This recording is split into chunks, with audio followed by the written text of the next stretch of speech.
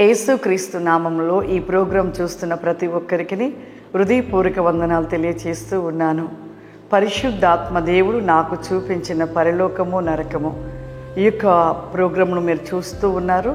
పోయిన వారు మీకు తెలియపరుచున్నాను. ప్రభు నా యొక్క ఆత్మని ఆయన యొక్క సింహాసనం ఆ పరిలోక పట్టణంలో ఉంటున్న ఆయన సింహాసనం యొద్దకు తీసుకువెళ్ళుట, ఆ సింహాసనం దగ్గర ప్రభు నాతో మాట్లాడుతూ అక్కడ ఉంటున్న సమూహము, మొదటిగా ఉంటున్న సమూహము, లెక్కకు మించిన సమూహము కలిగిన వారి యొక్క ఆత్మలైన వారి యొక్క సమూహము, రెండవ సమూహము లెక్కకు మించిన ఆత్మలైన సమూహము, మూడవ సమూహము కూడా లెక్కకు మించిన సమూహము. ప్రభు అయితే ఆకాశ నక్షత్రమును చూపిస్తూ లెక్కింపచాలని సమూహము కలిగిన ఆత్మలైన వారి యొక్క సమూహము ఈ స్థలములో ఉండుటని తెలియపరచుట, చూపించుట ఎంతో ఆశ్చర్యం అనిపించింది. చాలా ఆశ్చర్యం అనిపించింది. ప్రభు మాట్లాడుతూ మొదటి యొక్క సమూహము ఏ విధంగా ఉంటే ఏ విధంగా ఆ యొక్క సింహాసనం ఎదుట సమూహముగా నిలిచి ఉంటారని కూడా ప్రభు తెలియపరచుట చాలా ఆశ్చర్యం. మీకు మొదటిగా ఉంటున్న సమూహం గురించి తెలియపరచాను.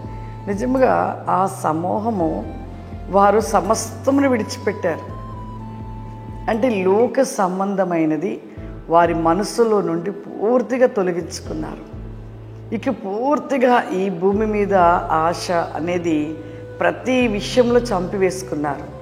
పూర్తి వారి యొక్క మనస్సు, ఆలోచన, ఆశ, తపన ప్రభు అయి ఉన్నాడు. వాళ్ళకి ఎన్ని ఎదురైనా, ఎన్ని విధాలుగా సాతానుడు వారి మీద దాడి చేయాలని ప్రయత్నించినా కానీ ఎక్కడ కూడా వారి మనసు త్రొట్టిల్లలేదు. ఎందుకు అంటే వారి మనస్సు దేవునితో ఉండిపోయింది కాబట్టి ఎవరేది చేసినా కూడా వారి మనసు నిత్యము దేవుని కోసము తప్పించి ఉండటమును బట్టి శరీరపు ఆశలు, కోరికలు, ఈ లోక సంబంధమైన ఆశలు, కోరికలు, ధన ఆశ, ఇంకా భూ సంబంధమైన ఇంకా అనేకమైన ఆశలు ప్రతిదీ పూర్తిగా తొలగించుకున్నారు. కాబట్టి దేవుని కోసమే బ్రతికారు, దేవుని కోసమే జీవించారు. చివరికి అనేక ఆత్మలను, లక్షలకు మించిన ఆత్మలని సంపాదించారు. అట్టి భారాన్ని కలిగి ప్రయాసపడి ప్రతి బాధని భరించి సహించి అన్ని విషయాలలో నలగగొట్టబడి ప్రతి విషయంలో కూడా ఉండటమును బట్టి వారి యొక్క సమూహము నిజంగా దేవుని సింహాసనం ఎదుట ఉండటం అనేది ఎంత ఆశ్చర్యం కదా, ఎంత ఆశ్చర్యం. నిజంగా ప్రభు నాతో అలా మాట్లాడుతూ ఒక మాటగా చెప్పారు. ఈ యొక్క సమూహము అయిన వారి యొక్క మరణము, వారికి భూమి మీద వారు మరణించిన క్షణములో వారి ఆత్మ సంతోషిస్తూ నా యొక్క రాజ్యమునికి వచ్చుట, అదిగో ఎప్పుడైతే వారి యొక్క మరణ దినము, వారు మరణించుట, వారి ఆత్మ నా యొక్క సన్నిధికి వచ్చుట, దేవదూతల సమూహము ఆ ఆత్మని ఎంతో వారిని సత్కరిస్తూ ఆ యొక్క పరిలోకపు ద్వారము నుండి సత్కరిస్తూ దేవుని సింహాసనం ఎదుటకు తీసుకువెళ్ళటని ఆ యొక్క విషయాన్ని మర్మంగా చెప్పారు. నిజంగా ప్రభు అలా చెప్తూ ఉంటే నేను ఆశ్చర్యంగా చూశాను. అసలు ఎంత ఆశ్చర్యం అనిపించిందో ప్రభు చెప్తూ ఉంటే. అదిగో నా కోసం సమస్తముని విడిచి నలగగొట్టుకొని విరగగొట్టుకొని నా కొరకే వారు సమస్తముని విడిచిపెట్టి నా కోసం జీవించిన నా బిడ్డల మరణము, వారి మరణించినను వారి ఆత్మ సంతోషముతో నా రాజ్యపు ద్వారము యొద్ద నుండి అదిగో దూతలతో సత్కరిస్తూ నా సింహాసనం ఎదుట తీసుకుని రావట చూడు కుమార్తె అన్నప్పుడు నిజంగా ప్రభు ఆ మాట చెప్తుంటే నేను అలాగ చూస్తూ ఉండగా ఒక భాగంగా ఆ యొక్క దర్శనంగా చూపిస్తూ ఉన్నాడు. ఎంత ఆశ్చర్యం అనిపించిందో ప్రభు నాకు చెప్తూ, నాకు మళ్ళీ ఒక దర్శనంగా అక్కడే చూపిస్తూ ఉంటే చాలా ఆశ్చర్యం అనిపించింది. వారి మరణము చూడండి ఎంత సంతోషంగా ఆత్మ ఆనందముతో దేవుని రాజ్యముకు చేర్చబడుట, ఆ యొక్క వారు చేసిన శ్రమ, కష్టము, వారు పడిన ప్రయాసం, వారు చేసిన దేవుని కోసము చేసి ఉన్న పనిని బట్టి మరి వారంట సత్కరించబడుతూ దేవుని సింహాసనం యొద్దకి వారు నడిపించబడతారంట, వారి యొక్క ఆత్మలు. ఎంత గొప్ప విషయం ప్రియులారా. నిజంగా మనమైతే అలా ఉండలేని స్థితి. అలా ఎవరైతే వివాహమును విడిచిపెట్టి యవన ప్రాయం నుండి దేవుని కోసమే ప్రయాసపడుతూ సమస్తమును విడిచిపెట్టి దేవుని కోసం నిలిచిపోయిన వారి యొక్క ఆత్మల యొక్క ఘనత, దేవుని రాజ్యంలో వారు ఆ యొక్క ద్వారం యొద్ద నుండే ఒక ఘనత చేత దేవుని సింహాసనం యొద్దకు కొనిపోవుట, సత్కరించుకుంటూ తీసుకెళ్ళుట ఎంత గొప్ప ఆశ్చర్యము, ఎంత మర్మం అనిపించింది నాకు. ఈ మర్మాలు అనేకులకి అర్థము కావు, తెలీదు. కానీ తెలియకుండా విమర్శనగా మాట్లాడుతూ ఉంటారు. దయచేసి ప్రతి ఒక్కరిని కోరుకునేది ఒకటే, దేవుడు ఒక్కొక్కరికి ఒక్కొక్క వరములు ఇస్తాడు, ఒక్కొక్కరిని ఒక విధంగా దేవుడు ఆయన అవయములుగా వాడుకుంటాడు. ఎవరిని మనం తప్పు పెట్టవద్దు, ఎవరిని ఒక మాట అనకూడదు. ఒకవేళ దైవ సేవకులైనా వారేదైనా తప్పిదము చేసినను అది దేవుడే వారిని సరిచేస్తాడా, శిక్షిస్తాడా, తీర్పు ఆయన తీరుస్తాడా, అంతవరకే. మన నోట మాత్రము ఒక్క మాటైనను ఎవరిని విమర్శనగా మాట్లాడకూడదు. ఎంత భక్తిని కలిగి మనం ఉండి ఒక్క మాటలో మనము తప్పు చేసినట్లేదు విమర్శిస్తే అది మనకు నీ భక్తి జీవితం అంతా పూర్తిగా వ్యర్థమే. మిరియాని చూడండి, ప్రవక్తిని. మిరియాని ఆమె ఒక ప్రవక్తి అయ్యుండి మరి మోషేను తన యొక్క కుటుంబం విషయంలో తనని విమర్శనగా మాట్లాడింది. వెంటనే మిరియానికి ఏమైంది? కుష్టి వ్యాధి వచ్చేసింది. ఆమె ఒక ప్రవక్తిని కదా, ఆమె ఒక మాటగా మాట్లాడింది విమర్శనగా, వెంటనే ఆమెకు ఆ కుష్టి వ్యాధి కలిగించబడ్డది. చూడండి, మన జీవితంలో కూడా ఎంత భక్తి ఉన్నా, ఎంత గొప్ప దేవ సేవకులమైనా, ఎంత బైబిల్ అనుభవం తెలిసినా, ఎంత జ్ఞాని అయినా ఒకరిని విమర్శించొద్దు. ఎవరికి ఇచ్చిన కృపను బట్టి వారు వాడబడుతూ ఉంటారు.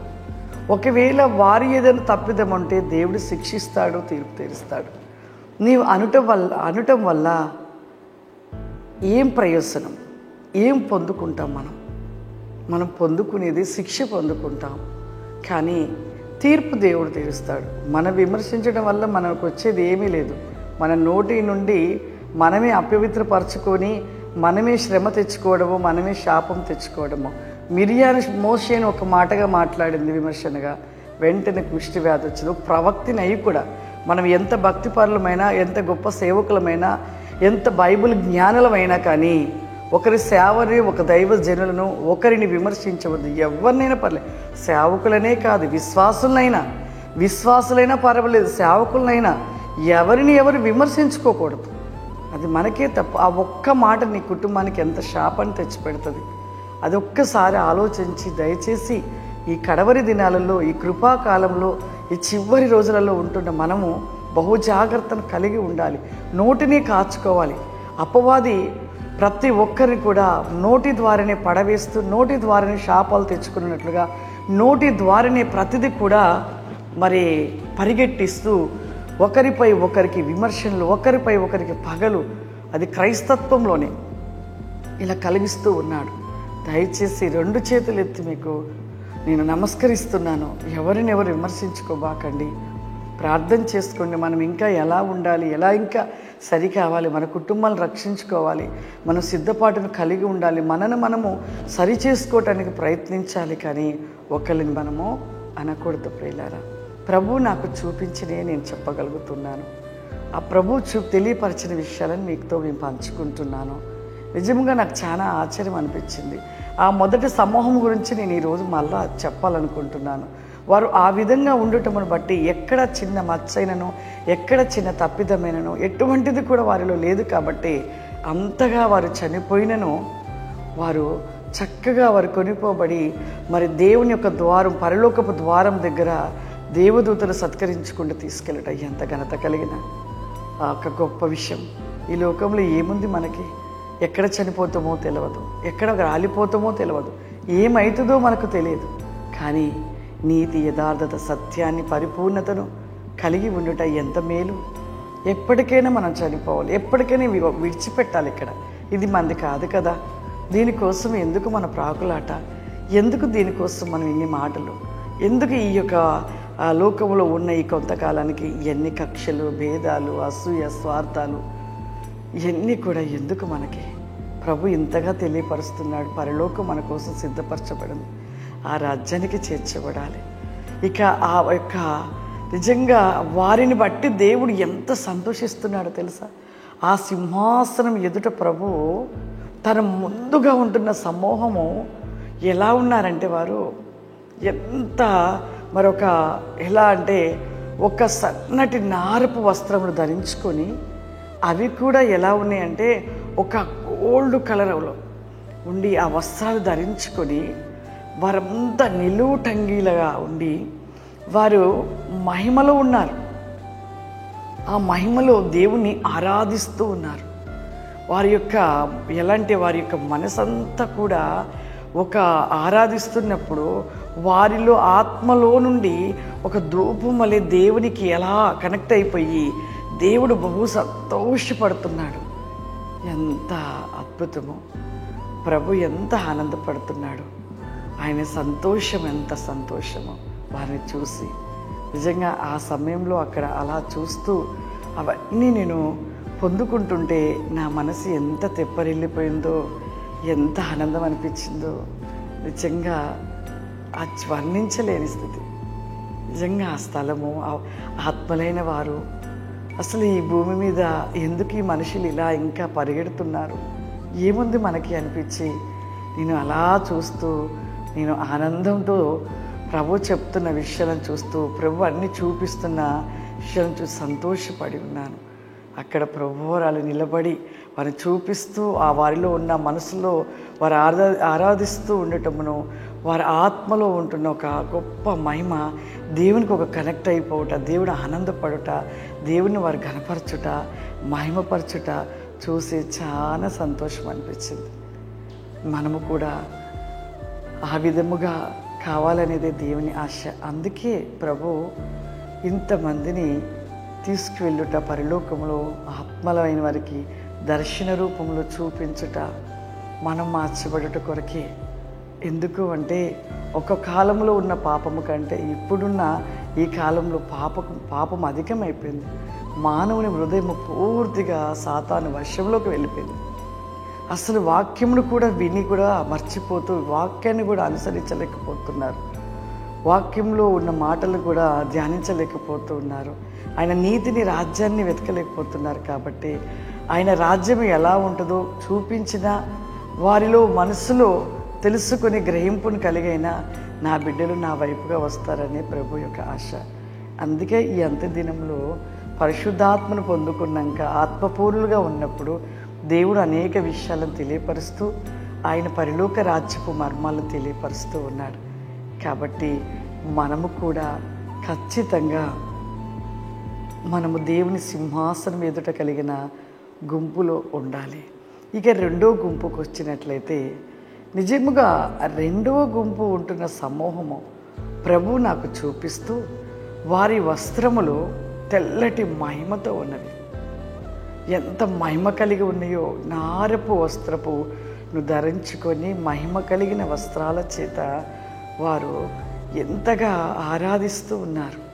వారిని ప్రభు నాకు చూపిస్తూ, ఇదిగో కుమార్తె, ఈ సమూహమును చూడు, నువ్వు ఈ సమూహము చూడుము నువ్వు అన్నప్పుడు వారు ఎంతకంటే అసలు ఎటు చూసిన సమూహము, ఆ సమూహము ఎలా ఉన్నారంటే నిజంగా చెప్తూ ఉంటే నాకెంత నిజంగా మనం మొదటి సమూహంలో లేకపోయినా రెండో సమూహంలో ఉన్న ధన్యులమే, ఆ రెండో సమూహంలో కాకపోయినా ఆ మూడో సమూహంలో ఉన్న కూడా ధన్యులమే. అక్కడికి ఎవరు చేర్చబడతారు అనే యొక్క విషయాలు నెక్స్ట్ వారం మనం తెలుసుకుందాం.